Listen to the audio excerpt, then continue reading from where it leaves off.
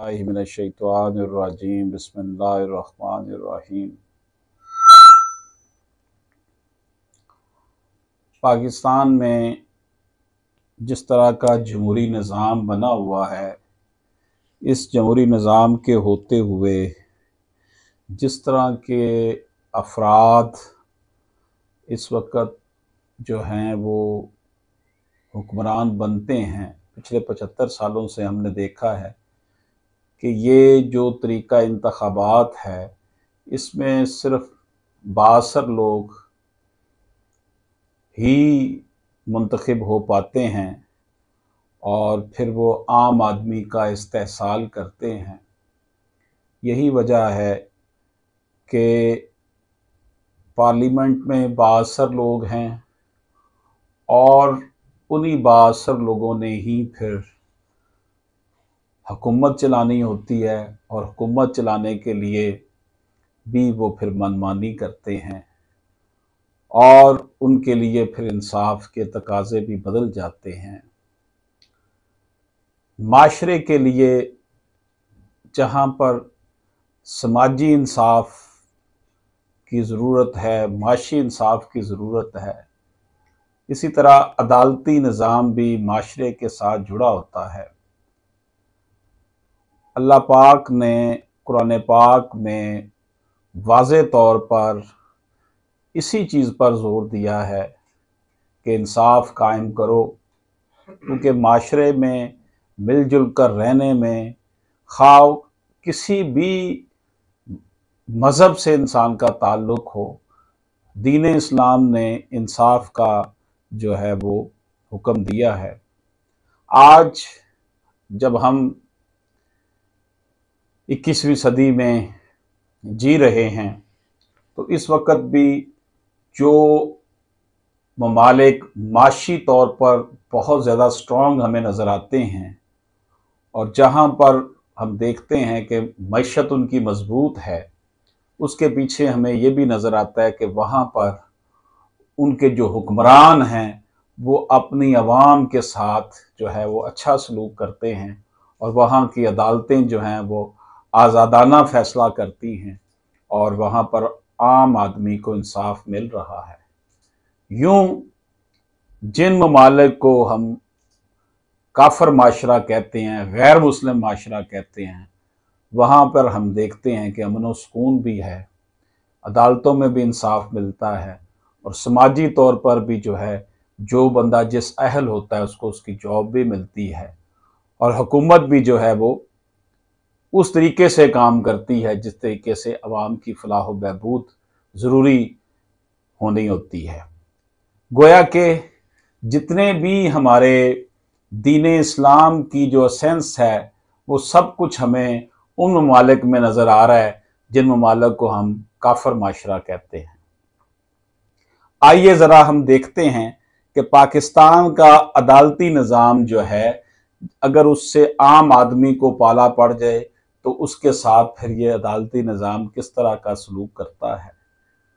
अगर किसी शख्स के घर पर किसी ने कब्ज़ा कर लिया, उसके प्लाट पर कब्ज़ा कर लिया, उसकी ज़मीन पर कब्ज़ा कर लिया, उसकी दुकान पर कब्ज़ा कर लिया, तो उसके लिए जब वो थाने कचहरी में जाता है तो उसके साथ जो हशर होता है उसका, एक आम कॉमन पर्सन का, वो फिर कानों को हाथ लगा लेता है कि उसने अदालत कचहरी में नहीं जाना। अदालत में जाने के लिए उसे एक तो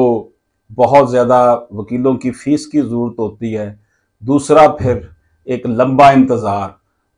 जाहिर है कि जिसने भी उसकी प्रॉपर्टी पर कब्ज़ा किया होगा वो बाअसर शख्स होगा, जो माशरे में जो है वो बाय हुक एंड क्रुक अपने मामला चलाता होगा, तो उसके सामने एक ऐसे शख्स का ठहरना जिसकी प्रॉपर्टी पर, जिसके घर पर, जिसके प्लाट पर, जिसकी दुकान पर कब्ज़ा किया होगा, तो काफ़ी मुश्किल है। पाकिस्तानी माशरे में जब ऐसा शख्स अदालत में जाता है तो उसको सिर्फ FIR दर्ज करवाने के लिए जो है बहुत ज़्यादा इंतज़ार करना पड़ता है। इतना लंबा इंतज़ार कि उसे जनाब सेशन कोर्ट में भी पिटिशन फाइल करनी पड़ती है, हाई कोर्ट तक जाना पड़ता है। अगर बहुत मुश्किल से FIR दर्ज भी हो जाए तो उसके बाद भी जो है उसके लिए मुश्किलात कम नहीं होती। FIR तो सिर्फ ये चीज़ होती है कि एक बंदे की कंप्लेंट दर्ज कर ली गई है। इंसाफ कब मिलना है उसके लिए फिर हमारी अदालतें कहती हैं कि जनाब ये हमने FIR तो दर्ज कर ली है,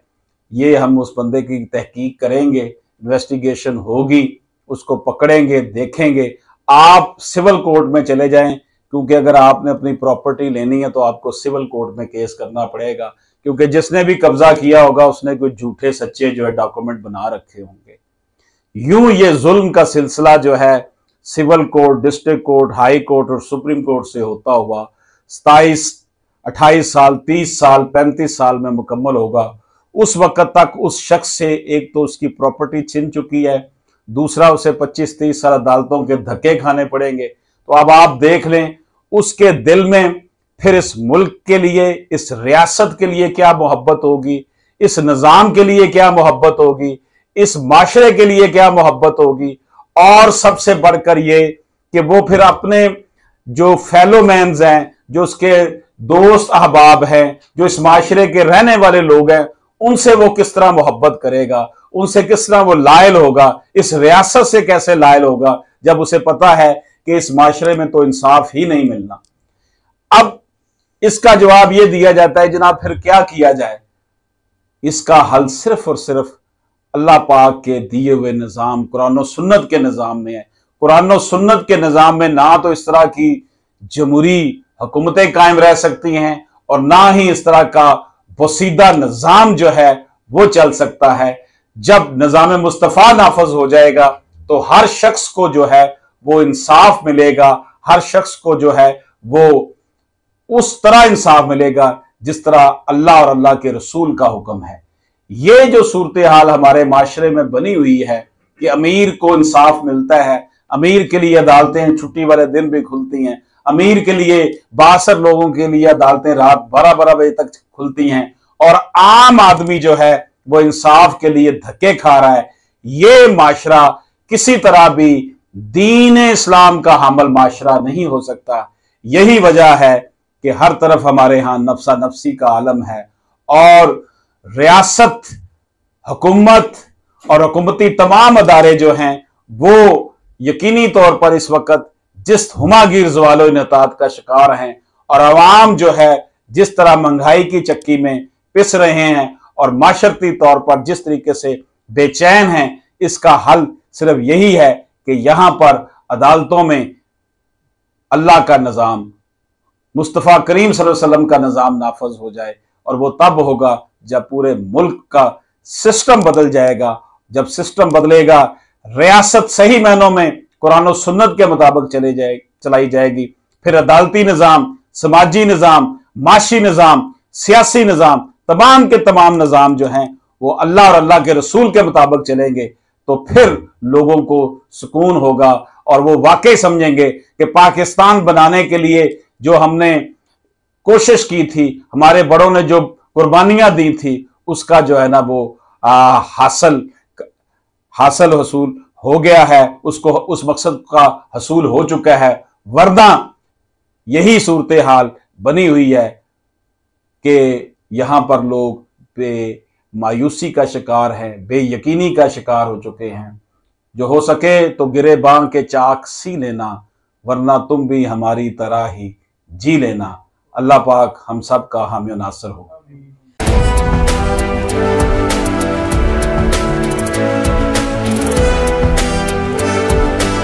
अशरफ हाशमी एडवोकेट से राब्ता करने के लिए 0300426227 व्हाट्सएप पर वॉइस मैसेज कीजिए।